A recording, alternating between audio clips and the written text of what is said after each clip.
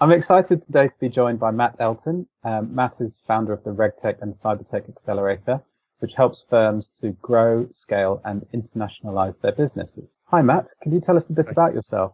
Sure. Hi, Joe.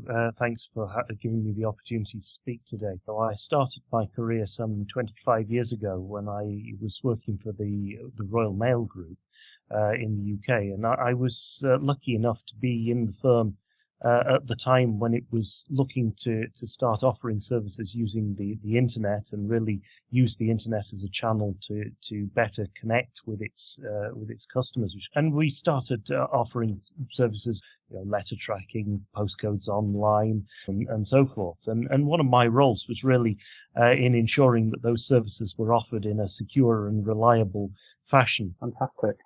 I just wanted to talk about your profile in the Analytica platforms that our clients see.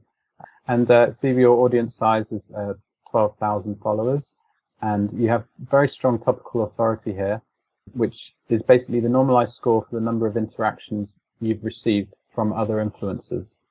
And in terms of which topics that we have you talking about, so here we can see 23% of your content is around the topic of finance, and then cybersecurity broadly, 16.8%. You also talk a lot about fintech, and then here are your network. So we can see these are the people that you're most engaged with on Twitter. And in terms of your audience as well, you're engaged with a lot of other entrepreneurs and senior management and C-suites in the tech industry and the finance industry. In terms of brand mentions, Scotiabank at 21%, and Google, Monzo, Microsoft, and Apple are the biggest brands that you've mentioned. And now if we just flip over to the content tab, here we can see a bit more in depth about what you're talking about. This is a word cloud of the keywords that you've mentioned. Startup chats, RegTech seem to be popping out there, data privacy, and here are the actual posts themselves, which are sorted by date. So this is stuff that you've posted recently. And then some hashtags that you've mentioned as well. So that's your Analytica profile. I just wanted to also talk about the fact that we've mentioned you in our research recently. It's called the Who's Who in Data Management. And that's a big list of influencers who are driving the most attention around the topic of data management. And this is where you featured in data privacy and security, alongside people like Bill Mew, Jean-Baptiste Lefebvre, Des Blanchfields. Do you know these people? Yeah, I know some. Fantastic. And I suppose you received a tweet from us notifying you that you were on this list. Was that how we first heard about it, or did you find out about it somewhere else? That was how I first found that I was included in that report. And have you had any good feedback since then? Have you found that people have been mentioning you, or you've had any positive comments? Oh yeah. I mean, within minutes, I actually had people sending me little notes saying, congratulations and well done and so on. So I mentioned that you recently featured in our Who's Who report for the topic of data management. So within that topic, what trends could you see coming up over the next 5 years? Ongoing tightening of data privacy regulations all over the world.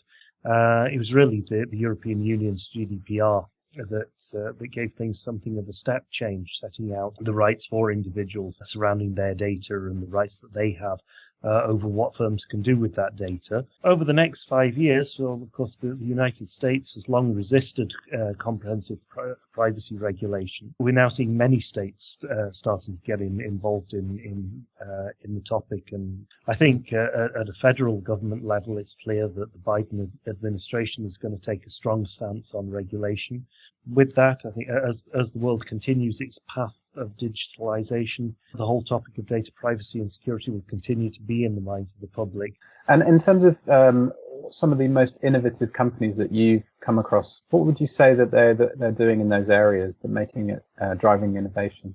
I think you've got two things that spring to mind. Big technology vendors, because database vendors really continuing to enhance their data privacy and security features. Things like Oracle's table space encryption, providing the ability to transparently encrypt data when it's written to disk and decrypt it when it's read back by somebody who's authorized, means that the protecting data is becoming easier for firms to do. What we've seen over the last year, and I think this trend will continue, is a wealth of new vendors who are providing solutions using things like artificial intelligence, machine learning, to assist in identifying and mitigating the risks which are associated with processing and storing sensitive data. I can imagine this obviously continuing over the next few years, and I think for firms who are offering such solutions, I think there's going to be a huge market.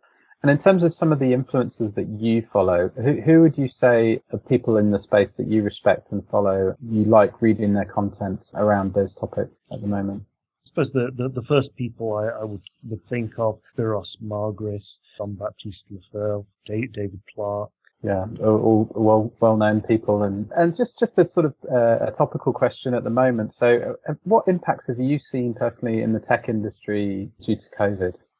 The impact has been huge as firms have moved to working remotely, having a distributed workforce. They made all kinds of changes, from increasing the work that they outsourced to third parties, which in many cases included processing of sensitive data, and on the other side, making ad hoc changes to allow their staff to work from home. In some cases, firms were forced to make changes to allow access to sensitive data remotely by their staff who were suddenly not able to work in their normal office environment. And even I've seen cases of firms opening access to employee-owned devices because of lack of equipment and the need to make those changes very quickly.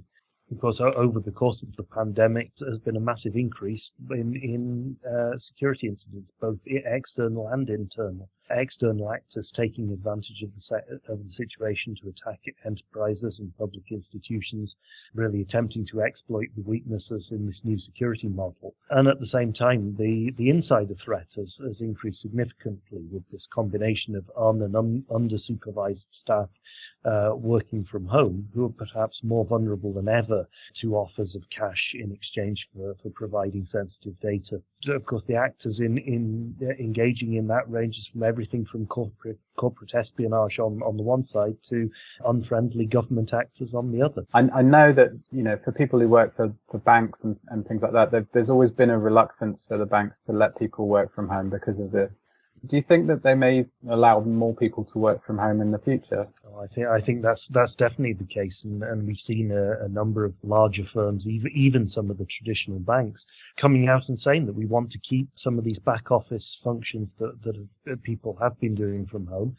We want to keep those being done remotely and keep those staff working at home long term. Firms need to go back, look at those changes, and see are there better ways of providing that remote access. Aside from data management, what are some of the other key topics that you're focused on? My core focus areas around data privacy, cybersecurity, and I think the particular passion that I have is really around using that security and regulatory change as a part of the business growth, and using regulatory changes as a driver for business growth, offering business services in a secure manner, and what I often say is turning what is so often perceived as a cost center into a revenue center.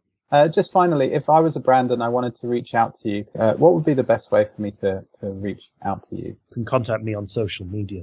I'm always there in one form or another. Okay, fantastic. Well, thank you so much for your time, Matt. It's been really interesting talking to you. Thank you, Joe.